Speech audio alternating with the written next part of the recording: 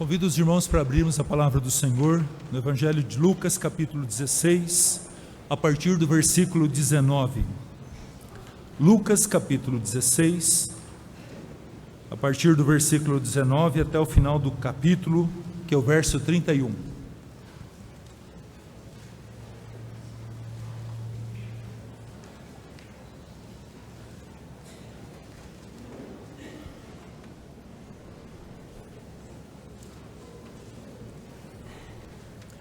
Lucas capítulo 16, a partir do versículo 19 até o versículo 31.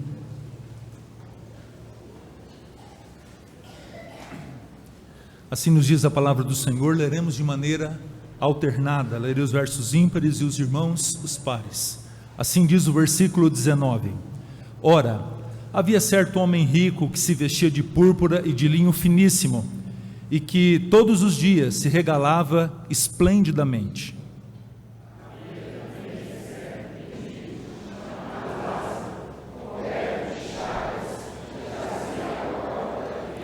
E desejava alimentar-se das migalhas que caíam da casa ou da mesa do rico, e até os cães vinham lamber-lhes as úlceras.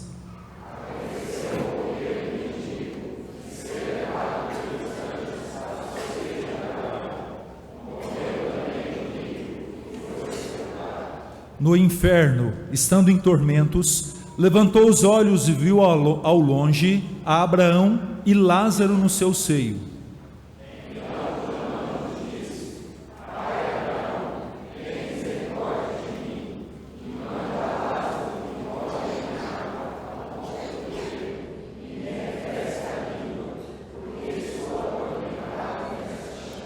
Disse, porém, Abraão: Filho, lembra-te de que recebeste os teus bens em vida, e Lázaro igualmente os males. Agora, porém, aqui ele está consolado, tu em tormentos.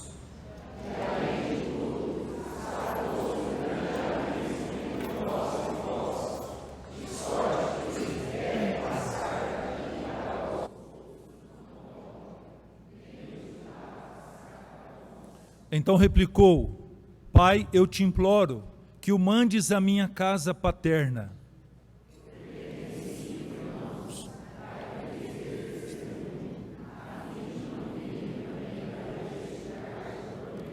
Respondeu Abraão: Eles têm Moisés e os profetas, ouçam-nos.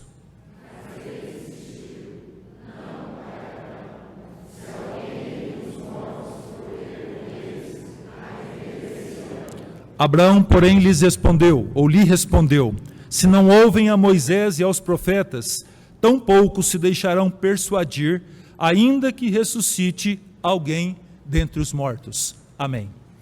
Nós vamos orar, meus irmãos, e eu queria convidar para fazer essa oração o nosso irmão missionário Natanael, que está nos visitando lá do Alto API, e nós vamos orar, pedir a bênção do Senhor para a ministração da sua palavra. Por gentileza, meu irmão Natanael, vem aqui à frente para orarmos.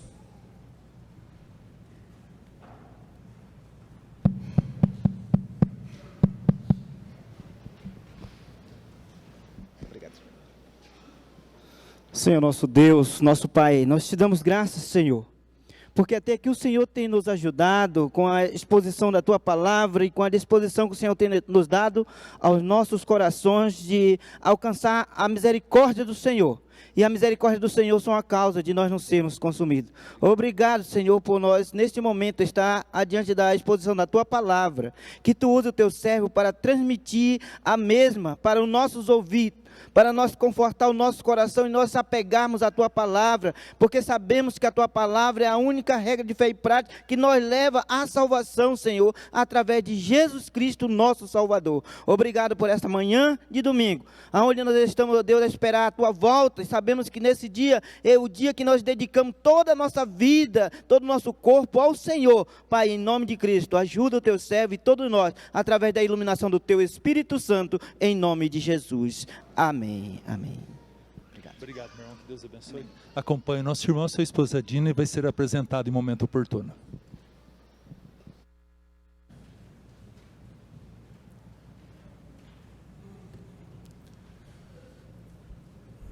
Meus irmãos, a palavra do Senhor deixa claro alguns assuntos que sempre estão em evidência.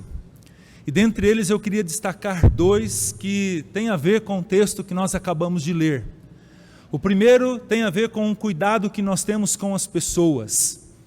E esse é um alerta muito importante, porque com o passar do tempo e à medida que a volta de Jesus Cristo ela se aproxima e o amor vem se esfriando no coração das pessoas, as pessoas estão sendo tratadas menos do que coisas, animais. A gente tem visto isso, meus irmãos, no decorrer da história. A forma errada como nós tratamos aqueles que são criaturas do Senhor ou criação de Deus e que também podem ter o mesmo direito que nós de conhecer o Senhor Jesus e ter a convicção e certeza de salvação.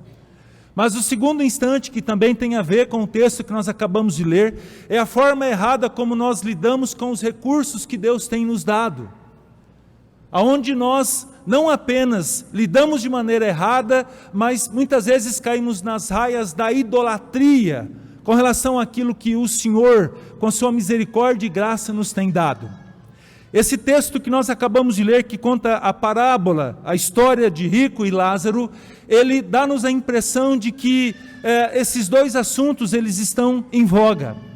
Principalmente, meus queridos, olhando para o Evangelho de Lucas, onde a gente percebe que o evangelista, ele tem um cuidado de traçar uma linha dentre os seus ensinos, e ele, como pinça detalhes importantes da história que Jesus esteve aqui na terra, os seus ensinamentos, e ele vai encaixando esses fatos dentro da linha de pensamento que o evangelista tem, isso tudo, irmãos, instruídos pelo Espírito Santo de Deus. Exemplo disso, quando ele escreve o Evangelho de Atos. Se você puder observar o versículo de número 8 do capítulo 1 de Atos, você percebe Lucas lembrando a fala de Jesus, quando ele diz: mas recebereis poder ao descer sobre vós o Espírito Santo, e sereis minhas testemunhas, Jerusalém, Judeia, Samaria e confins da terra. E a narrativa dos fatos, ela compreende essa linha.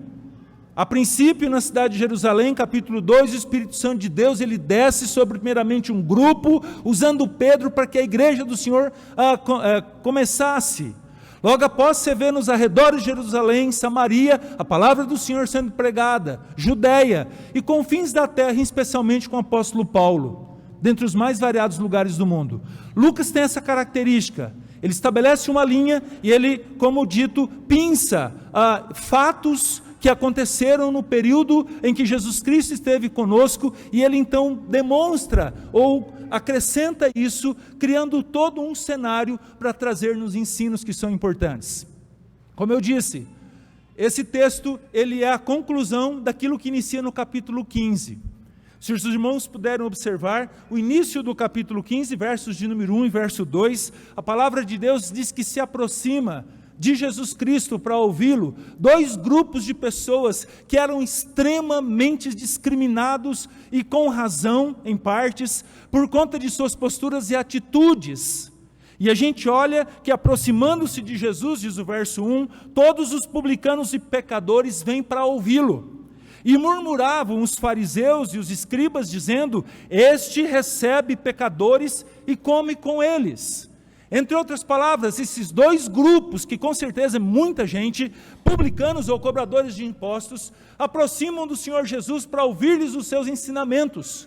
E Jesus é criticado pela galera religiosa da época, escribas e fariseus, porque não apenas essas pessoas eram atraídas até Jesus por conta da sua mensagem, mas o texto diz também que essas pessoas são chamadas à comunhão com Jesus Cristo, haja vista que eles comiam com o Senhor Jesus. E assim Jesus é criticado por esse grupo.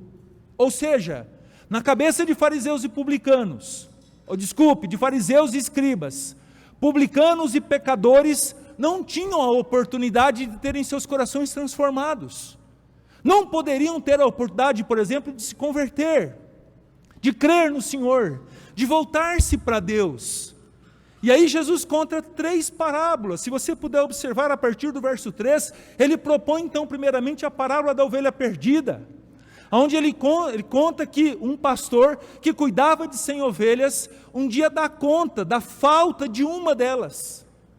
E mesmo apenas 1% do seu rebanho, ele guarda as 99 e vai atrás, montanha adentro ou afora, procurando essa ovelha.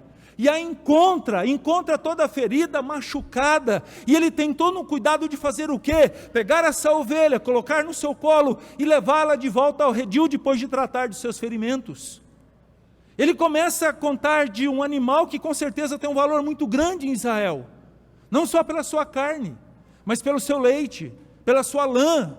E ele diz que se um pastor, olhando para um animal da natureza, tem todo esse cuidado de buscar um perdido, curar suas feridas, tratá-la, trazê-la de volta, e ele enfatiza sempre no final de cada uma das parábolas, assim haverá maior júbilo no céu por um pecador que se arrepende.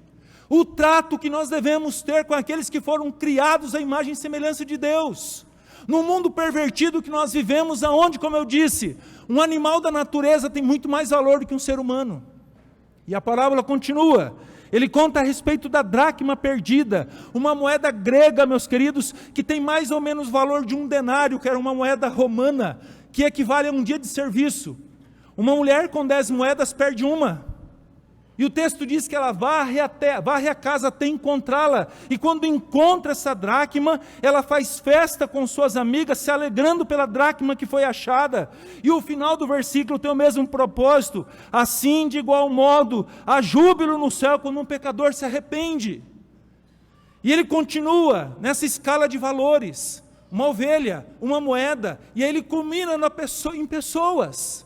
Quando ele conta a parábola do filho pródigo, aonde um homem em sua casa com 2 filhos, o mais moço, o mais inexperiente, o que talvez tenha ouvido falar menos do Senhor, ou dos ensinos do Senhor, resolve sair de casa e pelo mundo afora negociar todos os seus valores e seus princípios. E lá, mesmo desejando comer as alfarrobas, as coisas imundas deste mundo, ele se arrepende. E ele volta então para casa, e o pai, quando o avista, o recebe e faz festa por conta do retorno desse filho. E quem que o pai encontra? E quem que o filho encontra em casa? Fariseus e escribas que estavam ali fazendo o quê? Murmurando. Por quê, meus queridos? Porque alguém se arrependeu dos seus pecados. Porque alguém que de repente no mundo afora aí, vacilou, negociou seus princípios, seus valores, andou pelo lixo e pela lama do mundo, mas um dia resolve voltar. E esses escribas e fariseus representados pelo irmão mais novo, ou mais velho, desculpe, alguém experiente, que já talvez tenha vivenciado outras coisas, está ali fazendo aquilo que exatamente eles estavam fazendo quando publicanos e pecadores ouvem o Senhor Jesus, e tem comunhão com Cristo naquele instante. Esse capítulo inteiro mostra que se esse mundo em que nós vivemos dá mais valores em coisas, animais, dinheiro, nós entendemos, meus queridos, que o final de cada parábola, o Senhor deixa muito claro o que tem valor diante dos céus e diante desse mundo, que são justamente pessoas, vidas, ainda que sejam cobradores de impostos, que são pessoas que nós não receberíamos de maneira tranquila na nossa casa, ainda que sejam pecadores não arrependidos, mas não foi por bois, por ovelhas, por casas que Cristo morreu. Cristo morreu por pessoas que com certeza, meus queridos, são alvos do amor de Deus. Num segundo instante, dentro do contexto do texto lido, a gente observa a partir do capítulo 16, então, a maneira errada como as pessoas lidam com riquezas. E ele começa então no capítulo 16 contando uma parábola de um homem rico, que tinha um administrador. E esse administrador, certo dia, foi repreendido por esse homem rico, no sentido de que ele estava defraudando os seus bens. E vale lembrar daí a ligação entre os textos, essa ideia de defraudar tem a mesma ideia do capítulo 15, quando o jovem rico, ele desfaz, ele dissipa todos os bens que ele havia adquirido ou tirado ali dos seus pais ou do seu pai, quando indo embora. E esse administrador, então, nessa repreensão, é-lhe dado um tempo para colocar a casa em ordem, porque ele seria demitido, diz a palavra do Senhor. E ele então pensa: vou ser demitido, não tenho força para trabalhar, para cavar, como ele diz, eu não tenho coragem de pedir esmolas, o que eu vou fazer? Já sei, eu vou chamar todos os credores, que têm ligação direta com aquele meu trabalho, e vou pedir para que eles venham. E assim Jesus narra essa parábola, e ele então faz um tipo de acerto ali, colocando no papel o que cada um devia. Diz a Bíblia que um vem e ele pergunta: quanto que você deve para o nosso patrão, para o meu patrão? E ele diz: olha, devo 100 cados de azeite, isso no versículo 6, mais ou menos 4.000 litros. E ele diz: então escreve aqui no papel que eu vou prestar conta, que você deve 50 cados. O outro então tem lá uma dívida de 100 coros de trigo, uma espécie, calculando para os nossos dias, 37.000 litros de trigo. Ele então escreve 80. E aí a intenção dele, fazendo aquele tipo de acerto, era fazer com que as pessoas que viviam naquela comunidade recebessem ele depois. Num primeiro instante você vê o Senhor Jesus enaltecendo esse ato, ainda que fosse um ato terrível, de uma administração errada. Mas Jesus observa o princípio e dizendo: se os filhos da luz também pensassem em plantar para o futuro. Não que Jesus estivesse valorizando a atitude errada daquele homem, usando a sua riqueza de maneira errada. Principalmente porque depois ele vai falar que essas riquezas muitas vezes têm sido alvo da idolatria, do servir. Como escrito no versículo de número 13, uma referência ao Deus Mamon. E logo após ele falar isso, que não dá para servir a dois senhores, a Deus e as riquezas, os fariseus novamente ridicularizam Jesus, murmurando, porque o texto diz no verso 14, que eles eram avarentos. A riqueza os dominava. Eles eram idólatras daquilo que eles tinham. Mesmo que a sociedade valorize isso, um bom administrador, independente de ser avarento ou não, independente de ser murrinha, independente de só pensar em si, mesmo que a sociedade pense assim, mas a palavra do Senhor o tempo todo chama-nos a atenção de que forma que nós temos usado os recursos que Deus nos dá. E que isso, a forma errada da utilização desse, pode ser abominação, como diz o verso 15. Abominação, mesmo que a lei te ampara, a interpretação errada delas pode dar até para você uma supervalorização dentro do contexto onde você está. E aqui ele faz uma citação, meus queridos, aquilo que nós chamamos de divórcio. Existiam intérpretes da lei que dizia, por exemplo, que se uma mulher, pasmem, queimasse o arroz na sua casa, o marido tinha o direito de separar-se dela. Isso era comumente aceito dentro da comunidade, mas isso afrontava a lei que dizia que o divórcio é um pecado, e aquele que casa com o divorciado está pecando. Isso é o que o Senhor diz, e aí justamente entramos no texto que nós acabamos de ler, lembrando que o Senhor Jesus, no contexto, está dizendo que nós muitas vezes tratamos de maneira errada aqueles que foram criados à imagem e semelhança de Deus, e ao mesmo tempo, usamos de maneira errada os recursos que o Senhor nos dá, e o texto mostra isso. A princípio você vê, irmãos, a figura que Jesus usa para exemplificar isso e as consequências disso, quando ele conta a história de rico e de Lázaro. E o texto diz assim, acompanhamos então a narrativa do texto a partir do versículo 19. O texto diz que havia um homem rico, não apenas rico, mas que gostava de mostrar a sua riqueza. Ele se vestia de púrpura e de linho finíssimo, e isso todos os dias. Ele gostava de fazer aquilo que comentaristas dizem, de se aparecer.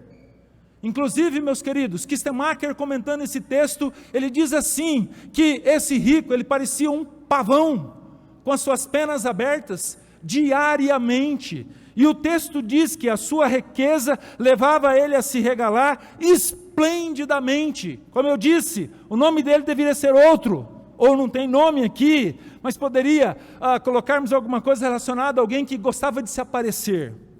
Mas o texto também fala, meus queridos, de um certo mendigo, chamado Lázaro, que não apenas mendigava.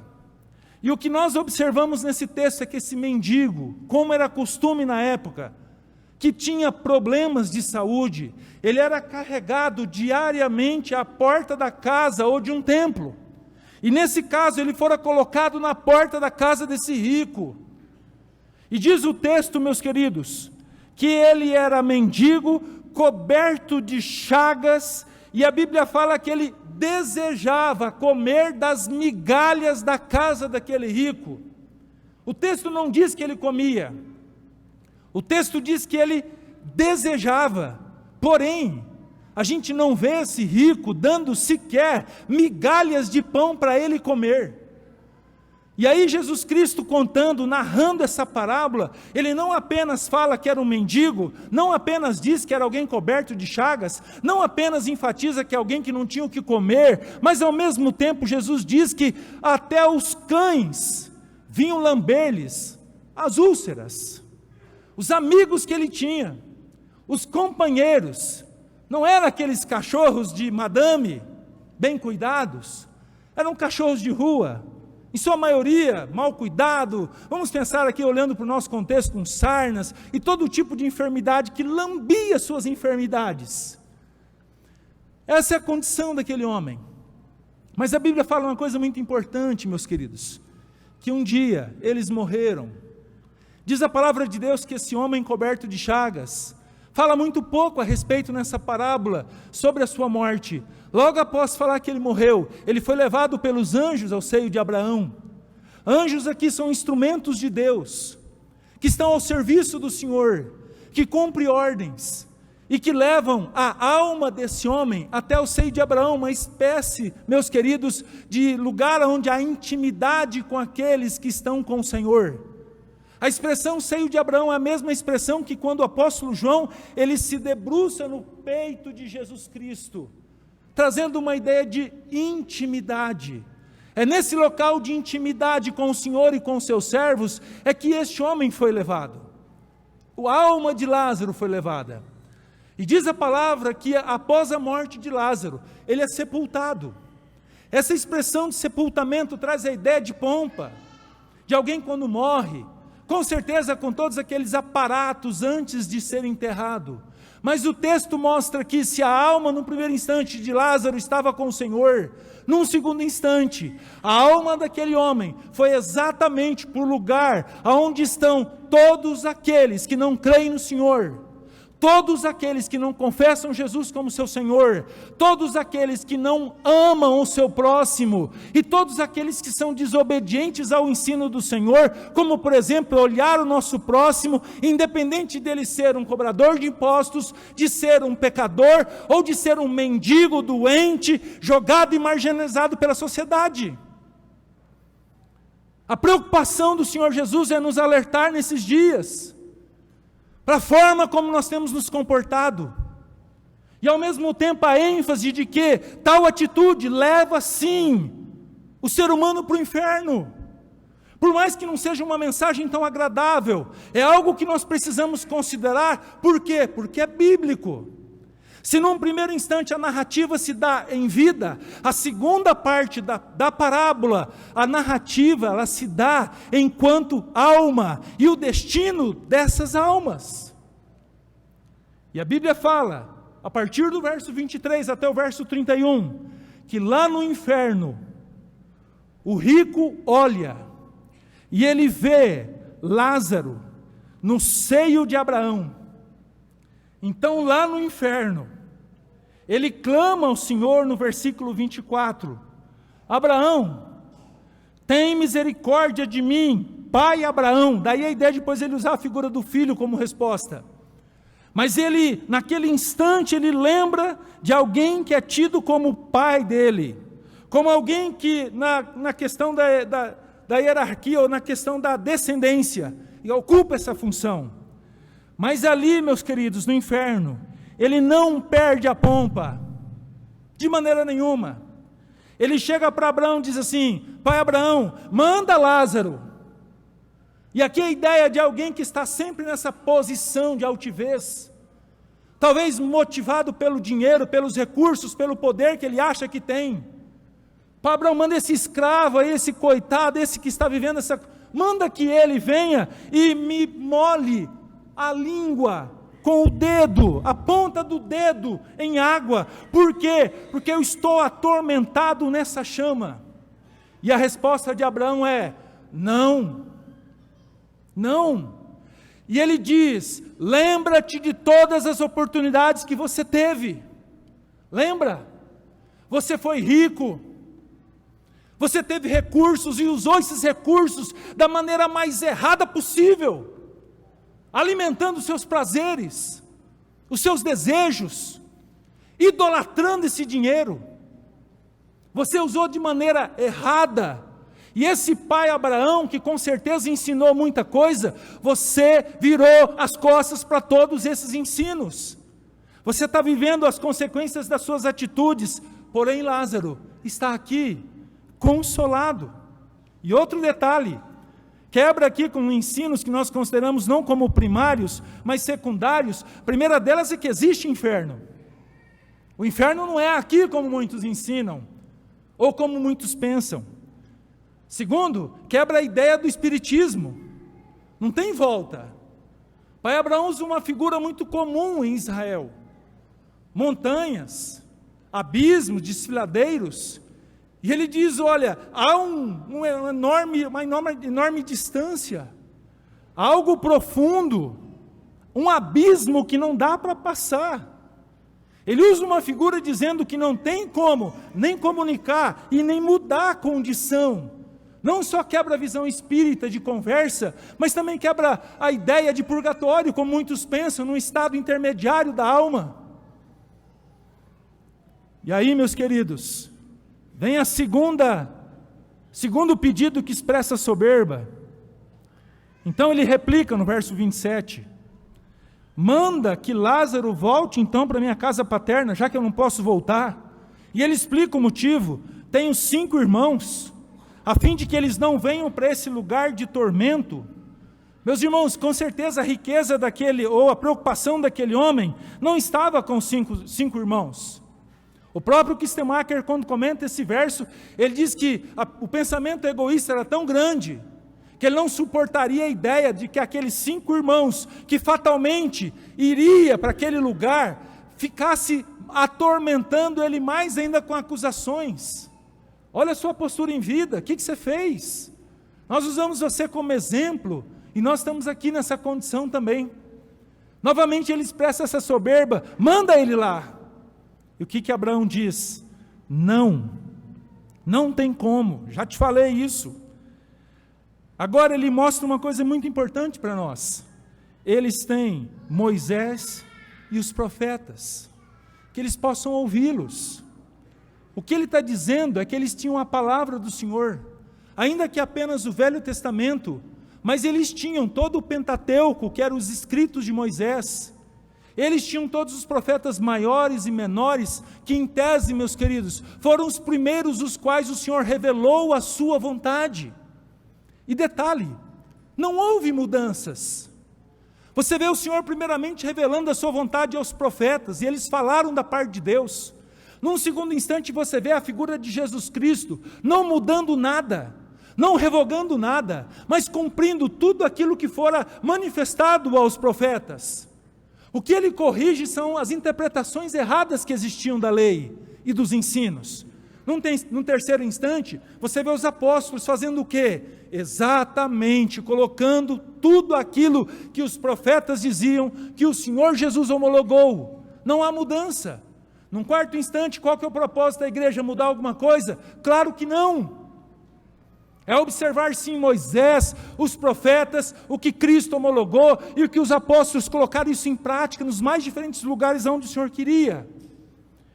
E o que nós observamos então, dentro desse diálogo ainda que vai até o final do versículo 31, que logo após pai Abraão responder, eles têm a palavra do Senhor, e a palavra do Senhor ensina, e é testemunho de tudo aquilo que eles devem fazer.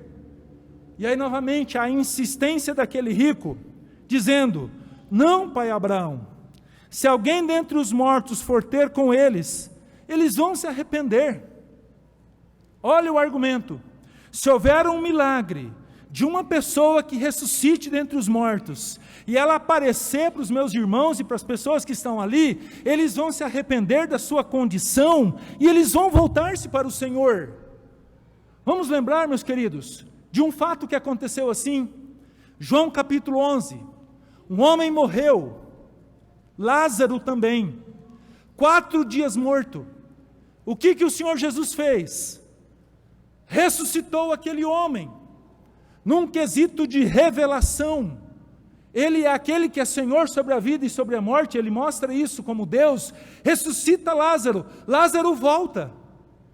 Aquela multidão que estava ali consolando suas irmãs, uma parte delas crê em Jesus como Deus, como Senhor, mas uma grande parte, meus queridos, nós temos relatos disso, não somente não acreditavam em Jesus, na mensagem que aquele homem pudesse transmitir, mas também foram até a liderança, isso está registrado no final do capítulo 11, mas no capítulo 12, um grupo grande queria não apenas matar Jesus, porque ele tinha feito aquele milagre, mas também matar Lázaro, porque ele era uma prova viva desse milagre. Não se converteram coisíssima nenhuma, não se arrependeram dos seus pecados, e aqui chama-nos a atenção que milagres realizados não convertem. O que converte é o ouvir e falar daquele que é o caminho, verdade e vida, aquele que não tem nenhum outro nome dado entre os homens que importa que sejamos salvos. Mas não é só isso. Pai Abraão então traz uma palavra dizendo, se não ouvem Moisés e os profetas, tampouco se deixarão persuadir, ainda que ressuscite alguém dentre os mortos. Isso é muito prático, meus queridos. Se você puder observar, por exemplo, Mateus capítulo 28, a partir do verso 11, Jesus ressuscitou. Uma pedra foi removida do sepulcro. E as pessoas que estavam ali, em tese, para cuidar daquele sepulcro, da porta dele, e que dormiram, foram os primeiros, meus queridos, a divulgar uma mensagem, dizendo para os religiosos da época, para os sacerdotes, falando, olha, aquele que vocês incitaram o povo para ser crucificado, que foi enterrado, que foi colocado uma pedra, que nem 20 homens dão conta de carregar, que houve um selo colocado nela, o cara lá ressuscitou, rapaz, e agora? Prestem atenção, meus irmãos, pai Abraão estava certo, aquele homem equivocado no inferno, estava totalmente errado. Jesus ressuscitou, e aquele grupo de pessoas foram lá, e foram subornados, sabe para quê? Não para apregoar uma verdade, mas uma mentira. Qual que era a mentira? Vieram os discípulos, roubaram o corpo, levaram ele embora, e algo que se perpetua até os nossos dias. Tudo isso, meus queridos, para mostrar duas coisas nesse texto. O valor que nós não damos àqueles que são criados à imagem e semelhança de Deus. Mostrar as consequências daqueles que usam de maneira errada as riquezas que nós temos, os recursos que nós temos sobre esse mundo. E eu queria concluir, meus amados irmãos, dizendo em primeiro lugar, que todos nós precisamos ter consciência de que as riquezas elas vêm do Senhor. Nós somos como aquele administrador do capítulo 16, que muitas vezes usamos de maneira errada os recursos que Deus nos dá. Se temos alguma coisa na face da terra, não nos iludamos, não pastor, foi minha força, foi minha capacidade. Deixa eu te falar uma coisa, se não fosse o Senhor, certamente, meus queridos, nós não teríamos nada, já teríamos acabado com tudo, como muitos têm feito no decorrer da história. Mas no segundo instante, munidos da consciência de que os recursos que nós temos, eles vêm do Senhor, nós precisamos entender que eles devem ser usados, não conforme os conceitos humanos e mundanos, não conforme os meus achismos, Mas a palavra do Senhor estabelece uma maneira correta desses recursos serem usados, não idolatrando, não usando apenas para alimentar o nosso egoísmo, mas pensando sim no nosso próximo, que nós não devemos apenas cuidar como uma obrigação, como de repente clubes de serviços fazem, mas por amor. E a gente vê o tempo todo a palavra de Deus nos chamando a atenção a isso. O cuidado com viúvas, verdadeiramente viúvas, com desamparados, com órfãos. Moisés falou o tempo todo, por exemplo, na colheita, as espigas que caem, não peguem ela, deixa para os segadores, aqueles que não têm recursos, para que eles tenham o que comer. Você vê o tempo todo o Senhor repreendendo a forma errada, a qual Ele chama de avareza.